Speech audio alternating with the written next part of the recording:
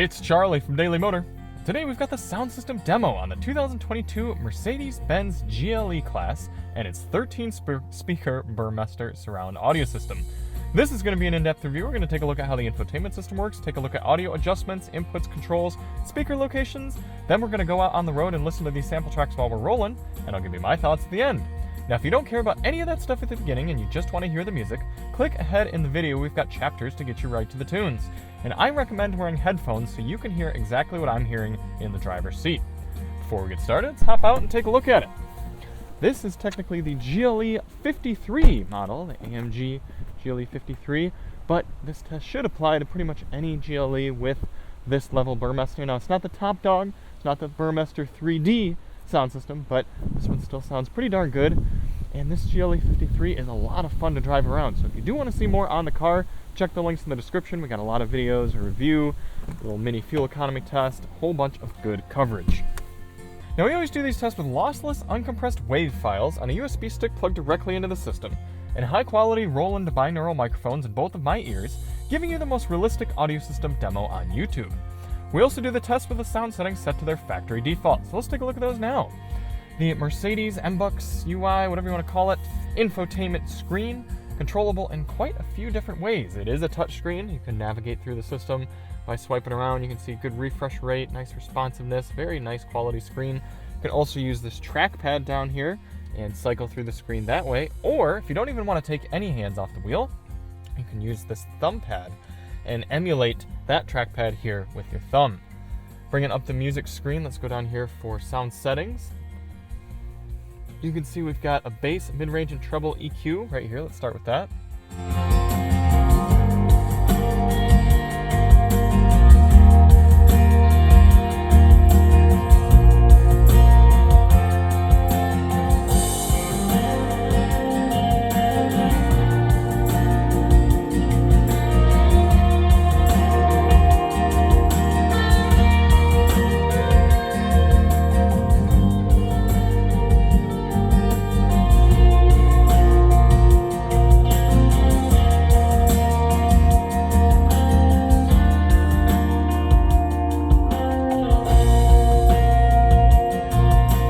The levels of adjustment are fairly narrow. I'm surprised we're not seeing a larger discrepancy between max and min on those settings, but you can tweak it right in and get it just how you like it to sound. Below that, we have adjustments for front, rear, left, right, balance, and fader. You can simply click around the car just how you want your sound to adjust. Then you have sound focus. You can either focus the sound and optimize it for all seats, just the front, just the rear. Doesn't look like you can do a just driver setting there. And then you have two sound profiles, one for pure sound reproduction without additional effects, and then surround that gives you intense surround. So we're going to start off with pure. As the song gets going, I will switch it over to surround and you can hear kind of the difference there. I've actually liked listening to surround in this car. I think it sounds pretty full and not too artificial. Pure is technically going to give you that more true to stereo recording sound, however.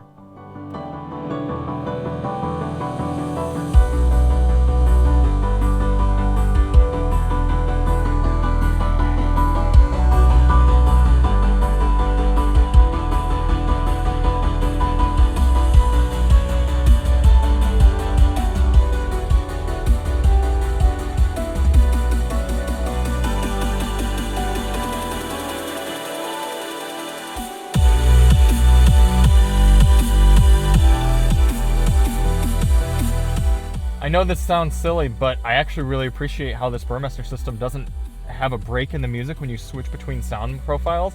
I like how it's a smooth transition. I think that's really slick. And that is just about all you have. You also have an automatic volume adjustment, so as you get going faster and there's more noise around the cabin, the music volumes will pick up, but we're going to leave that off to get an unfiltered sound experience. For audio controls in the GLE, you have a nice volume scroller over here, right up the trackpad. Kind of use your fingers. You can hear those nice clicks there. You have a similar scroller on the right side of the wheel. I appreciate how this Mercedes still has this very nice scroller. A lot of the newest bleeding edge Mercedes have switched over to a capacitive control or touch control. I don't like that nearly as much as having a nice scroller here. I think you can also tap. Nope, you can't, just kidding. For track selection, you either slide back and forth on the trackpad here, also like doing it that way. Or if you're in the proper screen, you can either touch up here on the screen or use this trackpad here. Now, I don't know of a way to change tracks from the wheel if you're not on the media screen in there or in here. Maybe there's a shortcut that I'm not aware of, but I haven't been told so far. For audio inputs in the GLE, you have your standard AM, FM, Sirius XM satellite radio, USB-C, Bluetooth, and support for wired Apple CarPlay and Android Auto. Do you have any sort of streaming services? None that I have found. Maybe they could add some in the Mercedes Me and apps, but I don't think there's any in there. Let's see, smartphone, weather, nothing in this car at least. What does that mean you're missing? Well, like I said, no sort of built-in Spotify streaming or anything like that. Also, no USB Type-A port, so make sure you have an adapter on you. And no wireless CarPlay or Android Auto. I know some people are going to be missing out on that, but I guess you got to just plug in. Speaker locations. As I said, this is a 13-speaker system, and it has the setup in the front that I think is really crucial for a good sounding system. You've got woofer, mid-range, tweeter. I don't think cars can sound their best if they're not rocking at least those three styles of speakers up front. But in here you've got woofer buried up into there into the firewall area, 1, mid-range 2, tweeter 3, center 4, 5, 6, 7 on the other side. Come into the second row and you have tweeter mid-range combo here. So that's 8, 9, 10, 11, and then you have some mid-ranges. They should be back here somewhere in the car, making 13. All right, we're gonna get this stuff put away and get out on the road.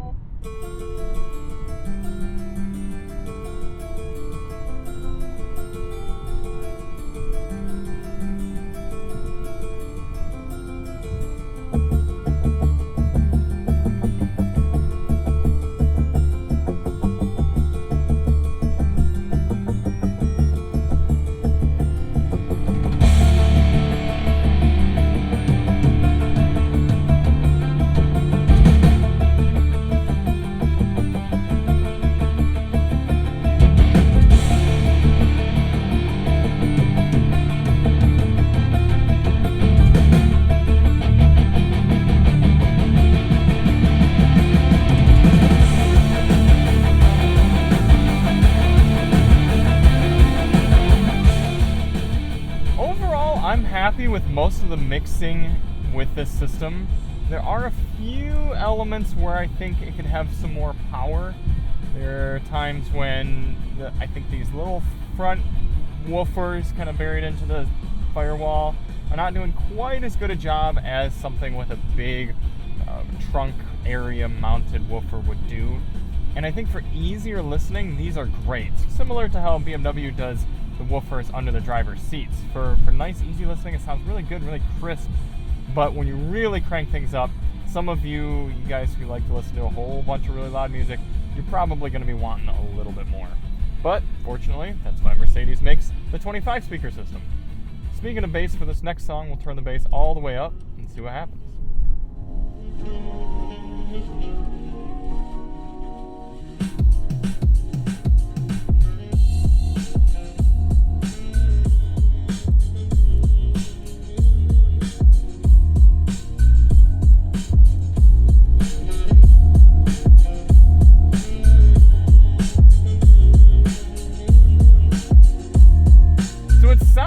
Good. Like I said, for most music it does sound pretty good, but I'm not getting any sort of mirror shakage, I'm not getting any sort of rattle, and I do really wonder what it would sound like from the back seats.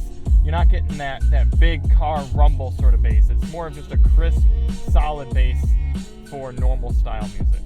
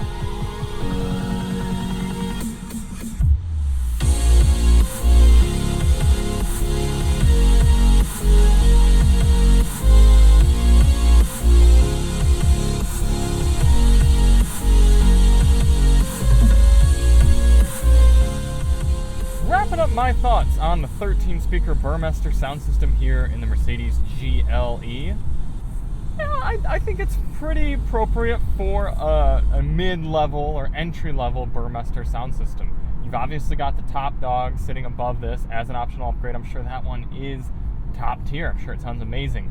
This one is really well mixed, and most people are going to be very satisfied with it.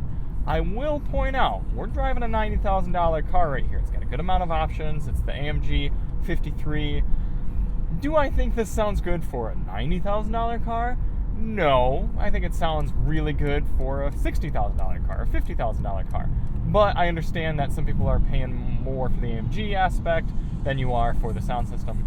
All that is to say, sound quality is barely squeaking in at an A. It's an A to A minus. I think it's not getting that holistic power and satisfying fullness of a really good A or especially an S tier system, but the balancing is so good, the mixing is very good, that I think it deserves an A, and the speakers seem pretty high quality as well.